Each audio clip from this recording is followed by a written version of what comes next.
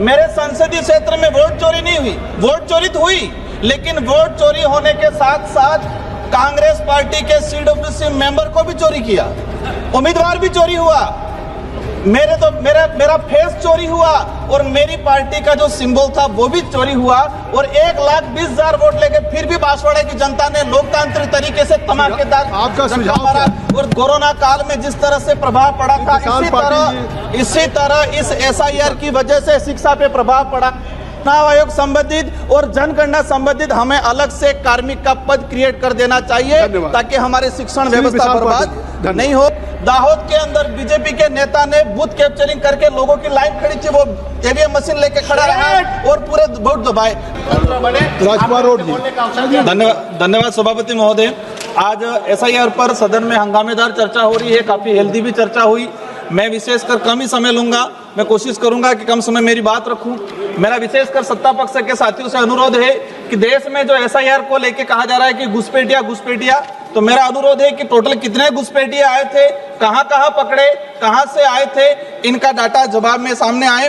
माननीय सभापति महोदय, चुनाव में किस तरह से धांधली होती है मैं बताना चाहूंगा। मेरे संसदीय क्षेत्र बांसवाड़ा के अंदर मेरे सेम नाम से 2 राजकुमार खड़े किए, मेरा सेम फेस उन नॉमिनेशन के अंदर उन्होंने एडिट करके लगाया और मेरी पार्टी का सेम सिंबल लगाया और 1,20,000 वोट मेरे नाम से लेके वो राजकुमार आज तक मैं ढूंढ रहा हूं, मुझे नहीं मिले।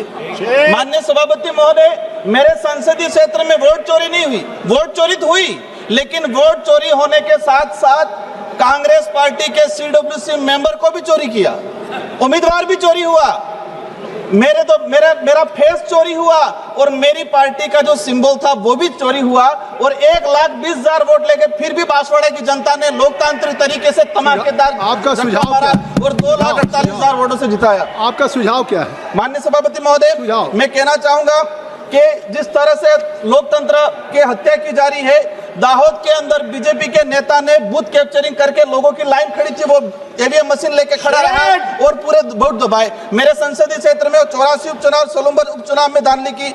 मेरा आपसे अनुरोध है कि इलेक्ट्रॉनिक कोई भी वस्तु हो हैंग हो सकती है, तो फिर EVM हैंग क्यों नहीं हो सकता है? देश लेवल पे चुनाव आयोग तो कई बार बैलेट पेपर से चुनाव कराया जाए, तो बैलेट पेपर से चुनाव कराने में किस बात की दिक्कत है कि आप उनको EVM का कई बार डेमो सर, मेरा एक मिनट पार्टी के सर मैं एक ही मिनट में अपनी बात को रखना चाहूंगा कि कोरोना काल में जिस तरह से प्रभाव पड़ा था, इसी तरह इस SIR की वजह से शिक्षा पे प्रभाव पड़ा। अधिकतर शिक्षक कर्मचारी लगाए। मेरा निवेदन है आपके माध्यम से कि देश के सरकारी शिक्षण संस्थाओं सर 30 सेकंड के लिए, 20 सेकंड चलिए 30 सर, मेरा सुझाव है कि देश के सरकारी शिक्षण संस्थाओं को जिंदा रखना है तो चुनाव आयोग संबंधित और जनगणना संबंधित हमें अलग से कार्मिक का पद क्रिएट कर देना चाहिए ताकि हमारे शिक्षण व्यवस्था बर्बाद नहीं हो।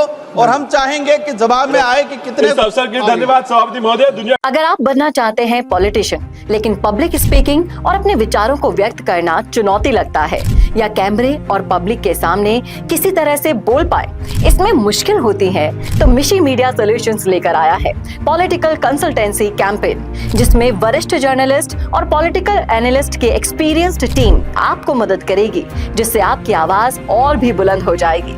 इसमें हम आपके गोल को पूरी तरह से टारगेट करेंगे कि किस तरह से आपको पार्टी पहचाने, आपको उस क्षेत्र के लिए चुने, कैसे सर्वेज में आपका नाम आए, कैसे लोगों के बीच में आपका माहौल बने। न सिर्फ कंसल्टेंसी हम आपको देंगे बल्कि आपको सारे रास्ते दिखाएंगे और बताएंगे भी, जिससे आप भारत की राजनीति में अच्छे पॉलिटिशियन बनके समाज का सुधार कर सके।